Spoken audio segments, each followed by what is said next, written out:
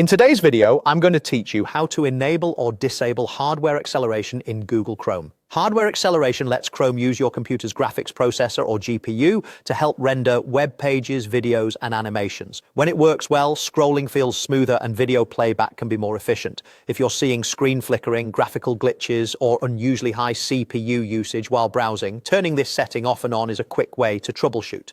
It's especially relevant if you stream videos, use web-based design tools, play browser games, or run multiple displays. In some setups, the GPU handoff can misbehave and cause stutters or black screens. In others, it offloads work from the CPU and keeps your laptop cooler. Start by opening Google Chrome. At the top right corner, click the three dots to open the menu, then choose Settings. This opens Chrome's main settings page where we can adjust how the browser behaves. On the left-hand sidebar of Settings, click System.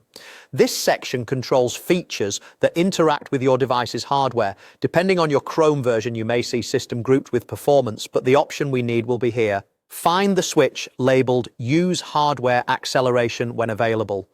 To disable hardware acceleration, turn this switch off. To enable it, turn the switch on. This doesn't change how websites look immediately because Chrome needs a quick restart to apply the change. When you toggle the setting, a relaunch button appears. Click Relaunch. Chrome will close and reopen automatically, restoring your open tabs and windows. Give it a moment to reload your pages. If you were filling out a form, save your text before relaunching so you don't lose any edits. After Chrome comes back, try the same page or video that gave you trouble to see if performance improved. If you disabled hardware acceleration and your issue is resolved, you can leave it off. If things feel slower or video playback suffers, return to the same system page and switch the setting back on, then relaunch again. The change is safe either way, and you can toggle it whenever you need to diagnose graphics-related problems. A few quick notes. Some work or school computers manage this setting, so the switch might be grayed out.